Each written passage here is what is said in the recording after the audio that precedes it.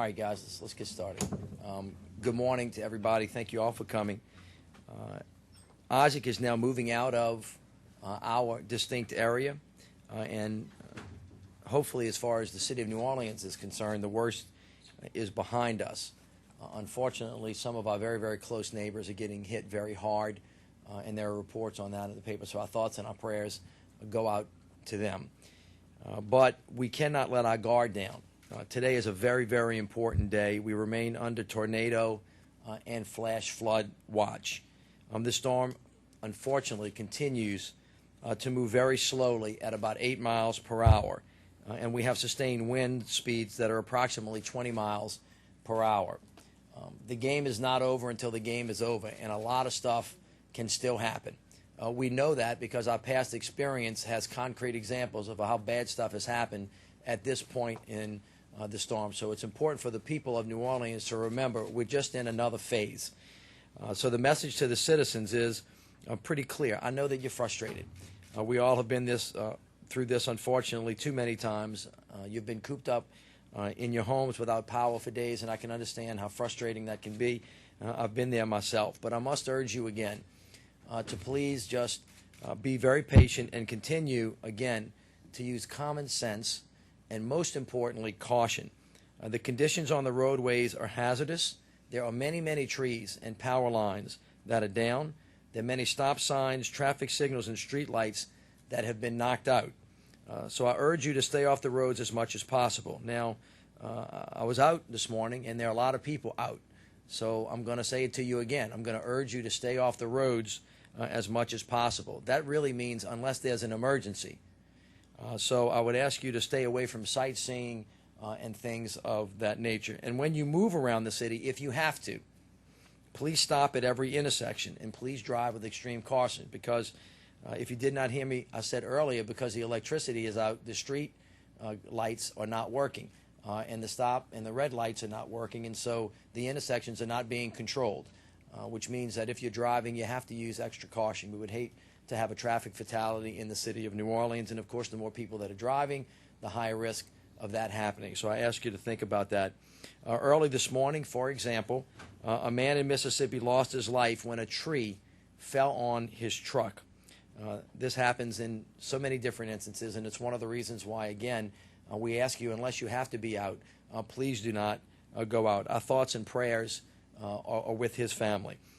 Let this remind us that while the worst is over, there are still many, many dangers that can cause serious injury and death. I've spoken to those issues many times during these events. I'm going to continue to do so because it's our first priority to protect life and the safety of our citizens. Again, please heed our warning and use common sense. Let caution be the order of the day so that we can get through this emergency without injury or any loss of life, because while you are waiting, our teams are out in the street working really, really hard. So let me go to the recovery and cleanup phase of this storm for the people of the city of New Orleans. Now that the worst is behind us, we have planned very aggressively, and we have now moved in to the streets very aggressively to recover and to clean up. Yesterday afternoon, at the first opportunity, all of our emergency personnel deployed to asset the city block by block. By last night, these windshield surveys were complete. It provided us information on the status of major corridors, response routes, and resource needs. Last night, these teams stayed up. They worked through their list. They coordinated them, and then we created a strategy for deployment. That deployment is happening as we speak. At daybreak, more than 300 responders fanned out across the city to begin the hard work of cleaning up our city. They're clearing debris. They're fixing traffic signals and lights. They're placing temporary stop signs. And Entergy is working very hard to restore power. More than 250 park and parkways and sanitation workers and contractors are cleaning up debris and downed trees. They're clearing major corridors, problem areas that were called into by 311. So I want to thank the citizens so much for being our eyes and ears and giving us that information. Please continue to do so. Also, please remember that 311 is for non-life-threatening issues. 911 is for life-threatening issues. So we thank you for that. Dozens of our public workers, employees, and contractors are restoring signs and signals in intersections. Property management is moving to repair city buildings damaged by the storms. Entergy reports that more than 1,100 workers will be on the street restoring power before the end of the day, and many of them are out there as we speak. Really, that's going to be the game changer for the next couple of days, and it's something that we're working on. Entergy has our full support, and we encourage them to continue to do the very aggressive work that they have already started, and Mr. Charles Rice will address those issues in just a moment. The status of flooding and power. Isaac dumped approximately 10 to 15 inches across our region. Our levees and floodgates held as they were designed and supposed to do, and our pumping stations did their jobs. At this hour, my notice is more than 149,000 Entergy customers are still without power, but we expected that number to continue to decline as Entergy gets about restoring that power. So we know that folks have been days without power. This is tough on everybody, particularly the elderly and families with young children. So our team has leaned forward on this issue, and we are providing citizens in distress with access to shelters that provide cooler temperatures and supplies. We're working in partnership with the Red Cross to open and to operate these shelters. We expect that they will be open this afternoon. There will be one in New Orleans East and in Gentilly. And as soon as we have definitive information about the time that they'll be open, we'll give you the location and we'll give you the ability to communicate with us and then us with you about that. And there'll be an update in the next couple of hours about that. We're also working in partnership with the National Guard to provide locations in New Orleans East and on the West Bank where residents can have access to critical supplies should they need them, including water, MREs, and tarps. We will notify the public as soon as these shelters and pods are operational, which will be later this afternoon. Our economic team also worked throughout the night to make sure that the private sector could back up and operating so that they could help the citizens as well. So we have been in touch with all of the retail operators, Winn-Dixie, Walmart, Rouse's, et cetera, Amy Quirk is going to give you an update on that.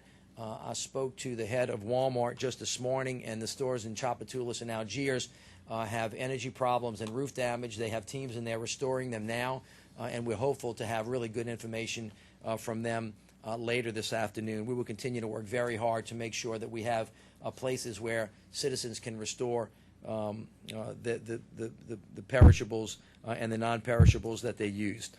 So one of the biggest problems for our storm, notwithstanding how well we generally did on the interior of our levee system, we had a very difficult time with our citizens that live in Venetian Isles.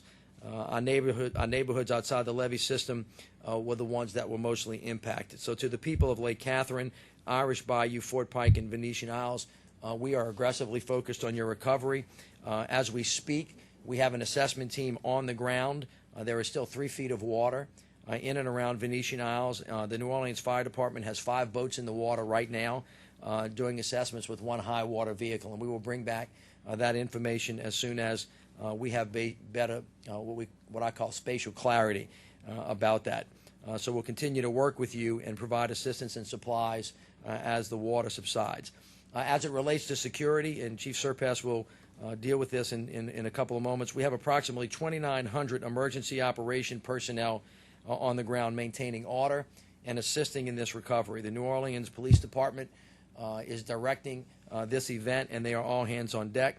Every officer has reported to duty during this emergency to protect and serve the citizens of New Orleans. The fire department likewise is all hands on deck. In the last 24 hours, firefighters have responded to 3 one-alarm fires at 439 Decatur, at 1249 North Claiborne, at 223 Dauphine.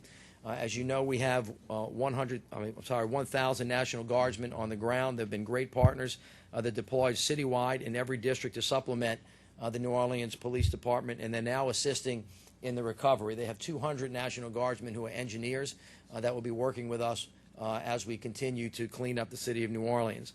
The chief will speak to a number of arrests that have been made. I believe that we arrested 1 person last night for looting, and the chief will address that issue. I spoke to that, a very common sense rule that we all should use. It's pretty clear, but let me assure the citizens that this city will be secure and law and order will be the rule of the day. At this time, we're reporting 3 arrests and 2 summons for curfew violations. As the day goes on, we will assess the status of power restoration, and later this afternoon, we'll make a determination or not of whether we will continue the curfew. We will keep it in place as long as we need it, but not longer then we have to. There are still areas with standing water, and as we've said many times, it's against the law to drive through standing water. So this is an issue of common sense and courtesy, and it's a really easy one to understand. If you drive through standing water and you push it in somebody's house or you push it in somebody's business, man, let me just tell you, and I'm just going to leave it at that. All right, there's a zero-tolerance policy for this, and it's easy to understand. And everybody ought to have at least enough common sense and courtesy not to do that, and enough practice over time to understand exactly what it is. And so you were assumed to know the law, but in the event that you didn't, I just told you what it was again. All right, FEMA emergency declaration has been declared. That includes for Orleans Parish for public assistance for debris removal and emergency protective shelters. I continue to be in close touch with the White House and with our federal authorities. President Obama's team has been spectacular and have said time and time again they're going to do everything they can for the people on the Gulf Coast. The governor's team has been terrific. Paul Rainwater continues to be embedded with us and has done just a spectacular job. Other updates, the RTA bus service and streetcar services remain closed as the crews cleared to be from routes. We're working on getting those back as quickly as possible. IFTCAR will address this issue, but at the moment, all flights have been canceled today at the airport. We're working with Entergy to restore commercial power at the airport. They're out there now, and we will, of course, get the airport back up and operating as quickly as possible. We have some of our friends from the tourism industry here. The Decadence Festival, is my understanding, will go on this weekend. The Tulane home game will be played at the Superdome this Saturday. I have spoken to the Saints last night and this morning, and they said they will win the game tonight. I told them I'm going to hold you to that. And we're working with them to make sure that they have all their needs so they can get back to the city as quickly as possible. So with that, I thank all of you. Chief, if you don't mind, I'm going to ask Charles Rice to come up first, and then after that, we'll have Chief Surpass and follow the order that is on the list. Thank you. Thank you, Mr. Mayor. First, I would like to let everybody know that the city has been a great partner in this restoration effort, and we will continue to work very, very closely with the mayor and his team in making restoration. Damage assessments continue. We do have crews working. They received their safety briefing this morning at about 6 a.m. Trucks started rolling out about 7 a.m. We have about 450 boots on the ground right now who are actually scouting out, doing damage assessments, and also making repairs as we speak. Our crews will be working 16-hour shifts. And we are also rolling in additional assets by the end of the day. Like the mayor said, there will be about 1,100 people with boots on the ground working in the city of New Orleans, making restoration.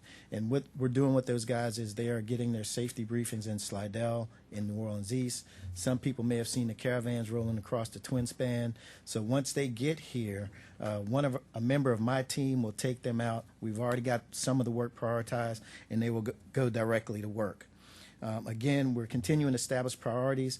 Right, for the public, you need to know our first and most important job is to bring up the hospitals, get them back on the grid. Then we will attack the largest areas first. Again, we're working on our substations and other critical infrastructure because that allows us to bring on more customers at one time. And lastly, I ask that everyone be patient, be safe. As I've said a number of times, what our guys do on a daily basis is very dangerous. I take their lives very seriously. I'm responsible for their lives. I want them to be safe. I would ask that you treat them with respect and also respect what they do. They can talk to you. I would ask that you please not distract them. If you want to provide them water, that's a great thing, but they really do not have time for idle chit-chat. They're there to do a job, and they need to focus. They need to focus because they need to do their job safely. They need to keep you safe. Again, if there's a down power line, if you haven't called it in already, please do as soon as possible, and please stay away from all those down power lines. Thank you. All right, great. Chief Surpass. Since operations began over 36 hours ago, our department has had 100% accountability of our employees, and that is an incredibly important point, and I'm very grateful to the men and women of the department who continue to show, who continue to work hard. I rode around the streets of New Orleans late into the morning and saw blue lights everywhere, even got phone calls from friends as far away as Alexandria and Baton Rouge that they heard that the police blue lights were everywhere. The Guard was with us all night long, and I think a sign of the willingness of the people of New Orleans that we should be grateful for to help is following the heed and advice of the mayor and the police and every public safety agency. We saw very few people out last night. In fact, if you consider that we issued the curfew decision early in the afternoon, there were only 6 instances last night where we had to take action with people because of the curfew. 3 people were physically arrested and 3 people were given a citation to appear in court at a later date. As it relates to the question of public safety, the lights are important. The traffic lights are down. People are crossing into intersections without paying attention to one another's rights of way.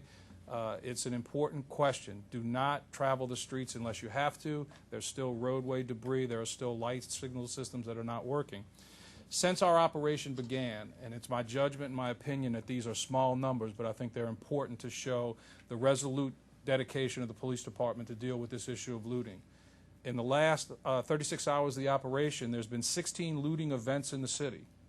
13 of those events, we have made arrests on the scene. 13 of those events, we have made arrests on the scene with about 33 people brought to the lockup to be charged with this incredibly significant looting charge.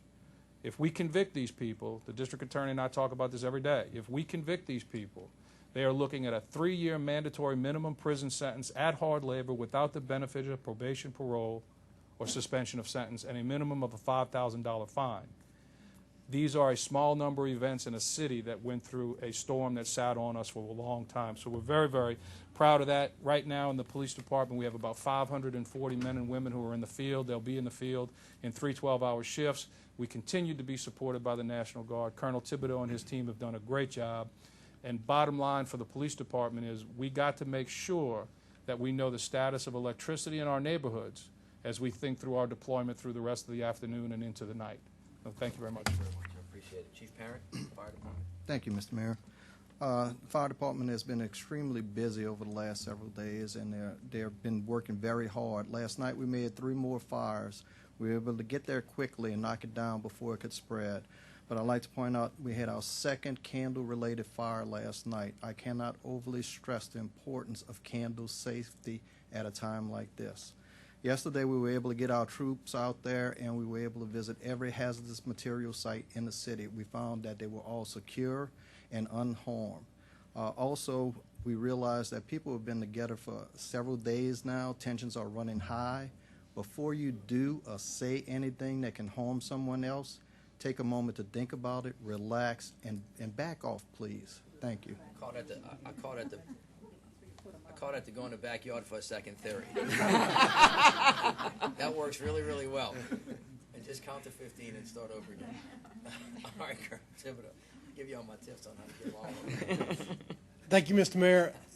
In the Louisiana Guard, we take the term citizen soldier pretty seriously, and it means a lot to us to be here with this team and moving forward. But as we move into emergency operations, we have basically two acts. One is response, and the second is recovery. We're through the response and into the recovery, as the mayor said. Here's where it gets difficult for us. We're bringing additional resources in. You will see us transition to where we bring the commodities distribution, and then we will transition to a very heavy security force in support of the New Orleans Police Department, Fire Department, and EMS.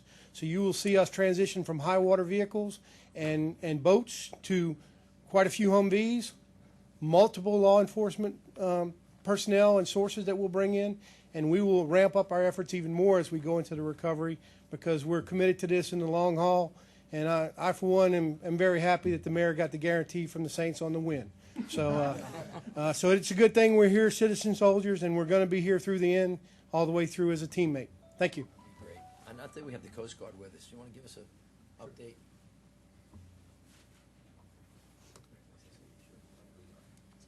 Captain Phil Shiflin with the Coast Guard, located at Sector New Orleans. Appreciate the opportunity to speak, Mayor. Our Coast Guard's still actively prosecuting search and rescue. We're out trying to work in coordination with the city, the state, as well as parishes to identify those citizens that might still be in danger as they're trapped in their homes. We have conducted multiple hoists, helicopter hoists, pulled in excess of a dozen people out of peril already. And didn't get started till late yesterday once the weather moved through, but expect to be able to prosecute more of those cases today as we identify those citizens still in trouble. Once we've finished identifying and taking all the known people out of peril, we'll then fly over those areas impacted, make sure there aren't people trapped that we don't know about, and hope to assist all those people as quickly as possible. We're also aggressively working to get the waterway reopened. We're currently kind of in the assessment phase, going trying to see how badly the Mississippi River is impacted with groundings or barges and so on and so forth, and then get those open because we realize how vital it is to get this waterway open quickly for both the city of New Orleans as well as the nation as a whole. Thank you, sir. Appreciate it, man. Jeff Elder, EMS. Dr. DeSalvo, you next. Thank you. New Orleans EMS responded to over 250 calls for service yesterday. It's a significant number.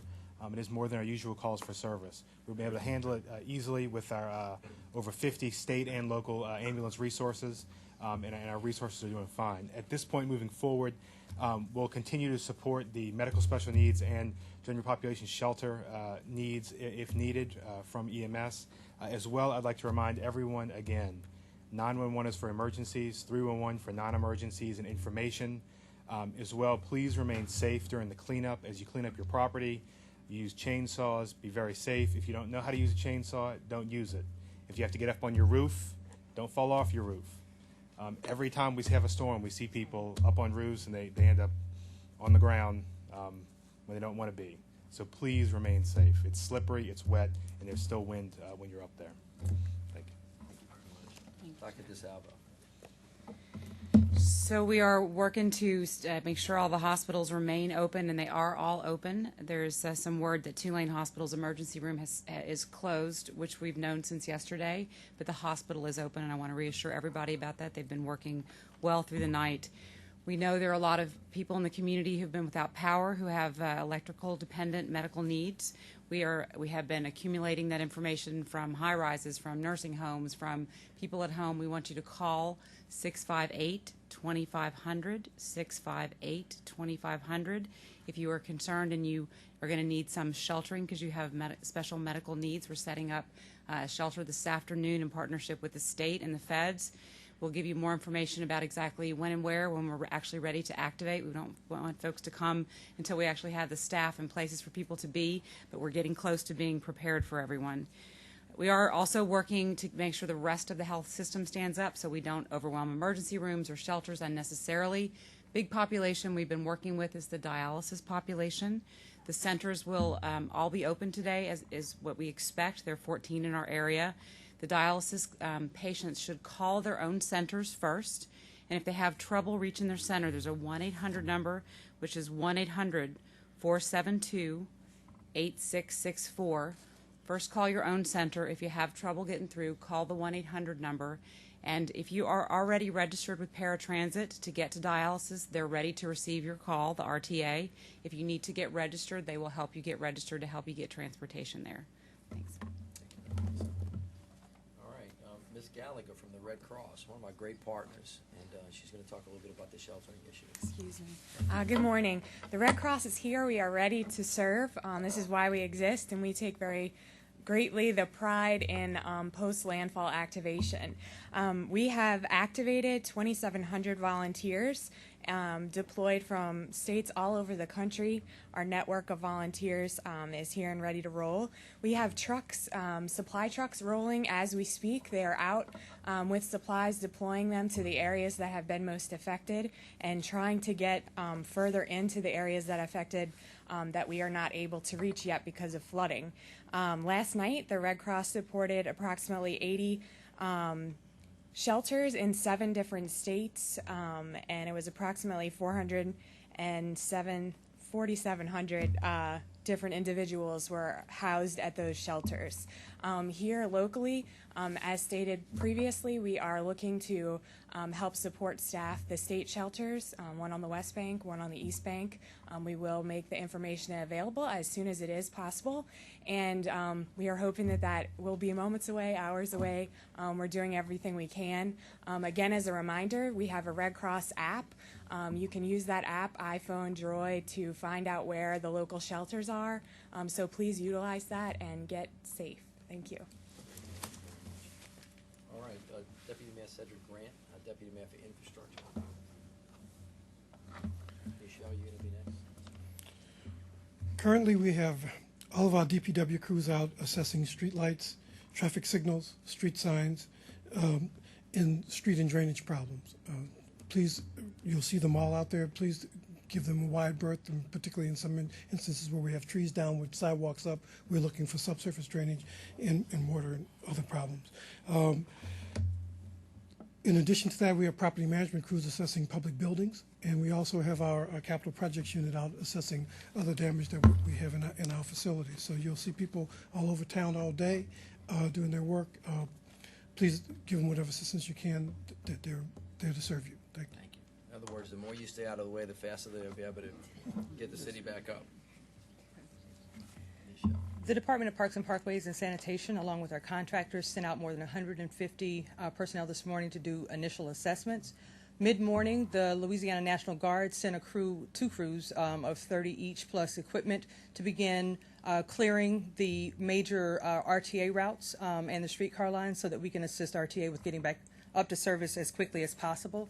As the results from those inspections are coming back in, we are deploying more troops. We've got 150 on the way to begin assisting after those initial inspections are done. In addition, the Department of Parks and Parkways has given priority to the 414 calls for service that were received from 311 and 911 while the event was taking place. Residential household solid waste collection will resume tomorrow. As you clean out your refrigerators, please put those in black plastic bags, tie them up tight, and put them in your city-provided can so that we won't have rodents that try to get into your garbage cans. If you have large debris, if you have tree cuttings and things of that nature, we ask that you cut them into pieces that are no longer than 4 feet wide and that you bundle them. You can put them curbside. We ask that you not put debris in the neutral grounds near fire hydrants or in the street or in ways that would obstruct the sidewalk or traffic. If you have any questions about debris removal, feel free to call 311 and they'll be able to answer your questions. If you have large items, if your house was flooded during the event and you have large items that need to be disposed of, refrigerators, carpet, things of that nature, we do have a debris removal contractor that can come out and pick those things up for you as well. You could put those curbside and call 311 and let us know, and we'll send our contractors by to pick those up. Thank you. Great, thank you. Iftikhar Ahmed to talk about the airport. Thank you, Mr. Mayor. We took some damage on the terminal roof. We took some damage on the airfield, but none of this will keep us from reopening the airport. If we have no power right now, but if we get power back, we should be open today. But as far as the resumption of flights is concerned, that's up to the airlines, and we hope that they will resume flights tomorrow. Thank you. We'll have a more detailed update about that if conditions change. All right.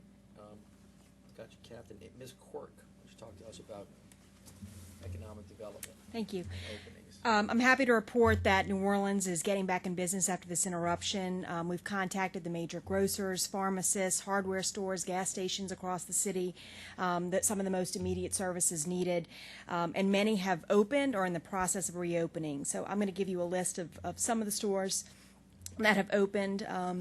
All Rouse stores have opened throughout the city. Downtown, Uptown, Gentilly, Algiers, French Quarter. The Robert stores on Claiborne and in Lakeview will open or have opened this morning at 10. The Whole Foods Uptown, Langenstein stores are open. Walmart and Winn-Dixie are in the process of reopening all of their stores. The mayor spoke a little bit about some of the challenges that Walmart is having, but they are very aggressively working to reopen. Walgreens is very actively opening up all of its 81 area stores. They've right now at this time I can say they've opened its Robert E. Lee, Canal Street, and downtown locations, as well as its Napoleon and Claiborne location, and likely many more by now. I want to emphasize that this is not a complete list. We are receiving calls and information as we speak of stores that are opening, and we're compiling a list. We will post it at ready.nola.gov so that citizens can get information about what services are available throughout the day. We're also receiving information about gas stations and hardware stores, and we'll include that as it becomes available. I want to commend all of our local businesses for getting back in the game so quickly, and of course our local workforce. I do want to say, and this is consistent with our theme of patience, we are receiving some reports that there are long lines at the stores, and so I just want to urge everybody to be patient and to carry that message forward as they go out to shop. Thanks. Very much. All right. Mark Romick, tourism. Thank you, Mr. Mayor. The hotels were about 35% occupied when Isaac made landfall, and I want to commend the hotel industry and all the employees that did a phenomenal job of taking care of our visitors while they were in town. We obviously expect that to increase over the next several days. The Decadence Festival is still on, and we expect more than 100,000 people to participate in that this weekend. So that'll be great for the city because the economic impact of that is about $150 million, and we need that spending to occur. As the mayor said, the Tulane game will be on at 7 p.m. Saturday night. The Superdome, Mercedes-Benz Superdome, did very well. No leaks, or operationally did great, so we expect to see visitors and alumni in for that. Restaurants are beginning to reopen, and retail shops are also beginning to reopen. Canal Place actually will be reopened tomorrow at 10 a.m. Important news to announce about the Carnival Elation. That cruise ship will now disembark and load passengers from Mobile.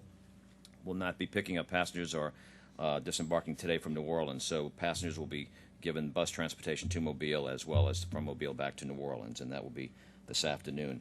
We're aggressively working with the CVB and industry leadership to message New Orleans as a great destination. We've got 74,000 people whose jobs depend on the industry, and we're getting word out that this is a great destination, and we're coming back stronger than ever before. We want to thank the mayor for his leadership. The plan's working. Thank you. Thank you, Mark. All right, Cynthia, would you say a word for the council members, please?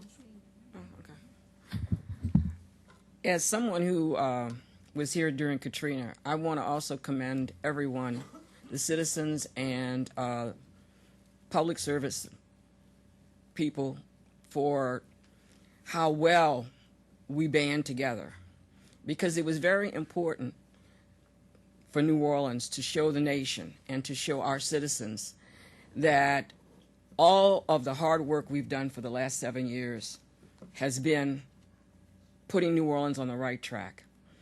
I am just extremely happy to say that while we have the inconvenience, and it is an inconvenience, of electricity not working, we have down power lines. These are things that could happen with a regular storm wind occurrence.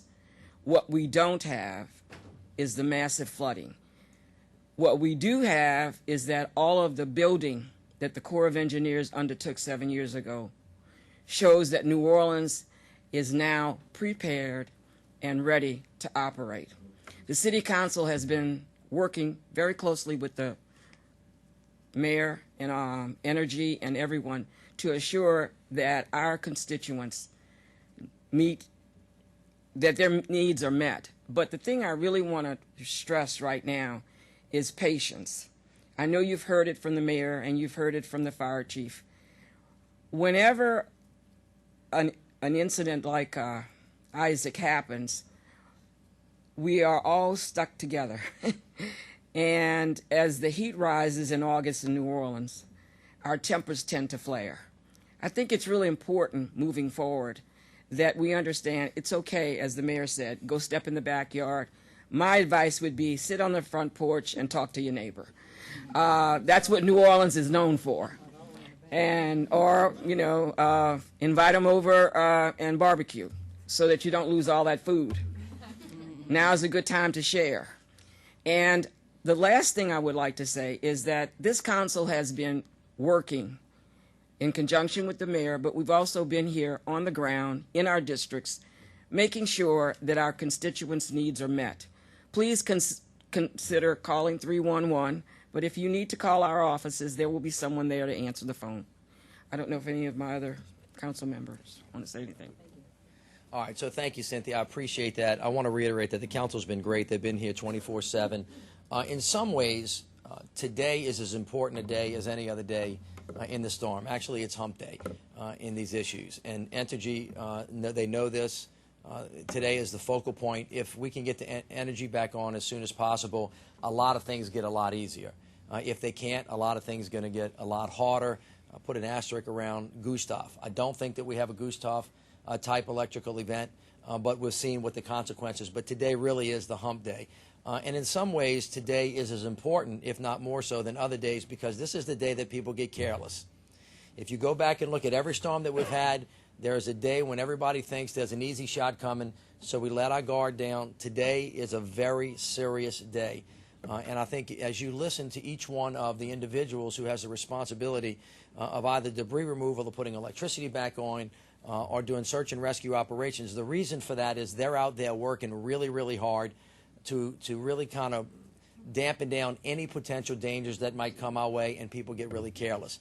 So again, today is really important, and I would ask everybody to continue to work really, really hard, to be patient, and then to assist all of our emergency operators by doing what you're supposed to do and staying where you're supposed to stay.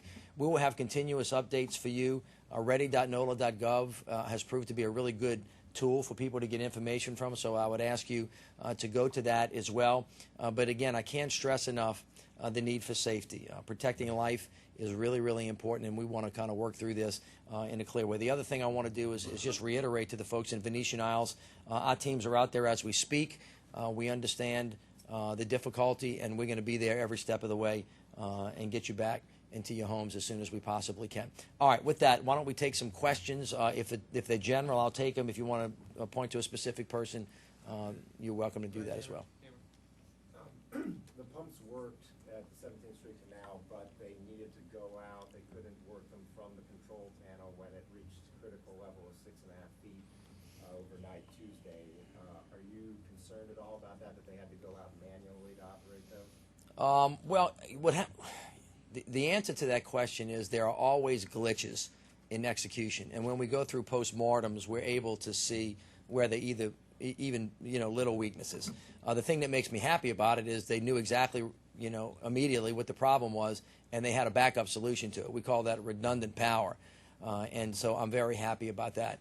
Anytime something fails, you got to go back and look at why, where, and how. Sometimes machines are going to do that. The great news about that is these guys were on it like gravy on rice, and got out there and did what they were supposed to do, and it worked. Yes.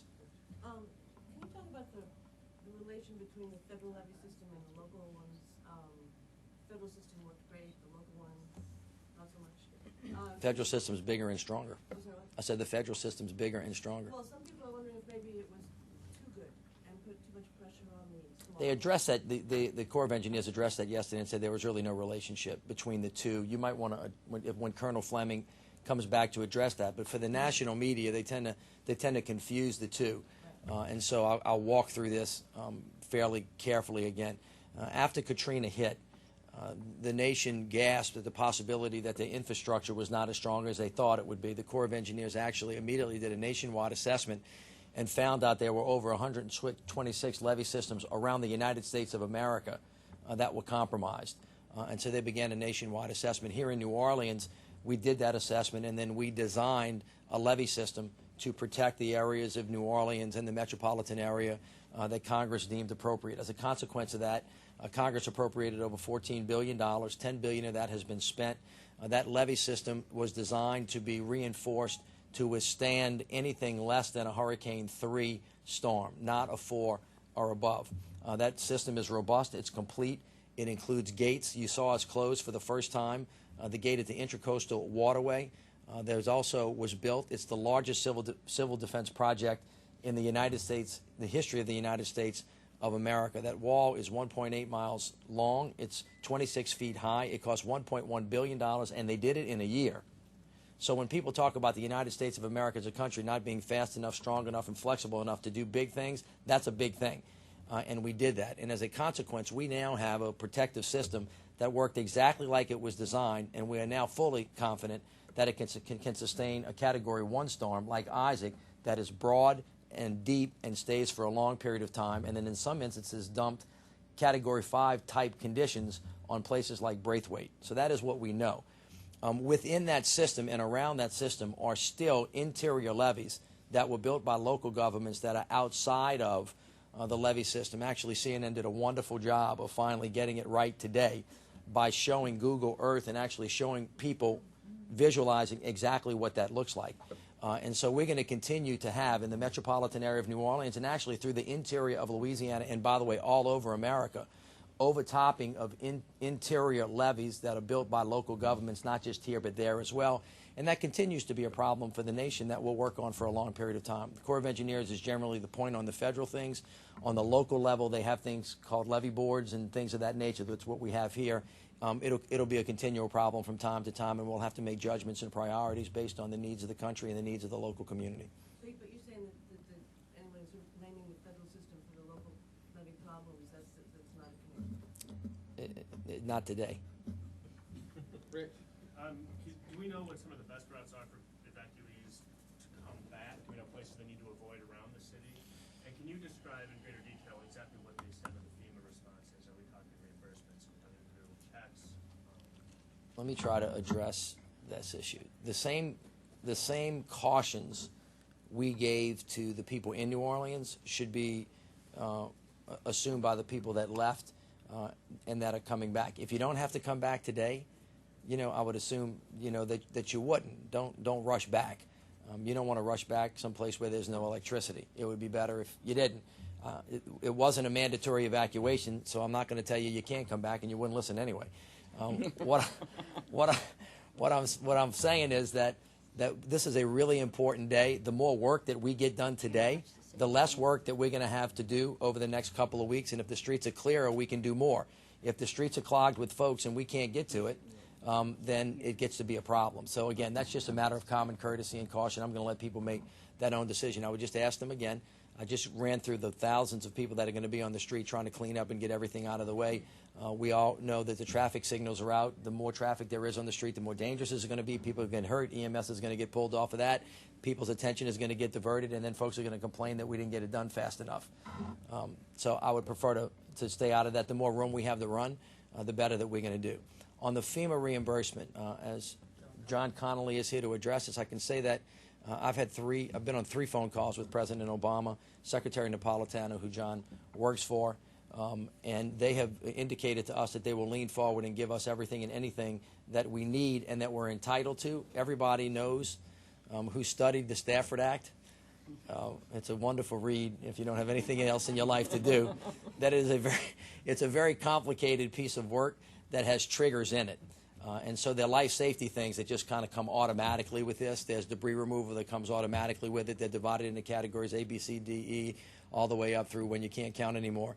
And then the higher you get and the further away from the storm you get, there are triggers that you have to hit in terms of how much damage was done before they say that. And, of course, they can't do that until there's an assessment.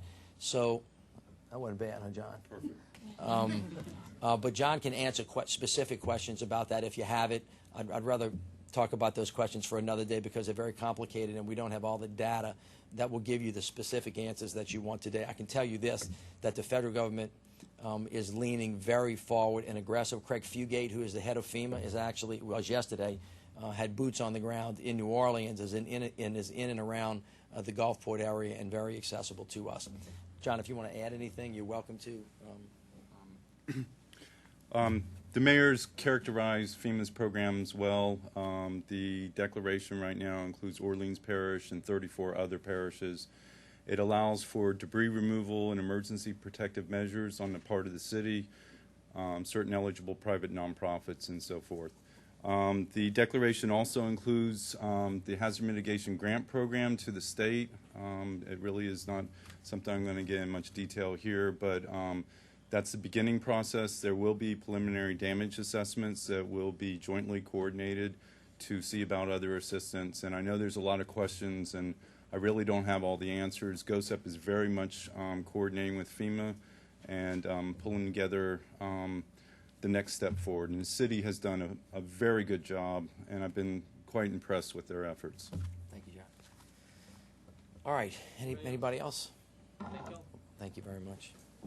We exhausted them.